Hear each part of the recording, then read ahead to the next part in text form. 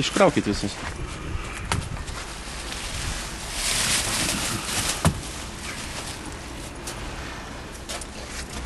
Kaip jūs paaiškinsit, iš kur pas jūs taksi automobilis atsirado cigaretė? Pirkau Gariūnas. Pirkat Gariūnas? Taip. O žinot, kad taksi automobiliuose draudžiama gabenti, laikyti? Taip. Prašiaus važiuoti namo, bet va, vaikai, sveika. Taip, ponas.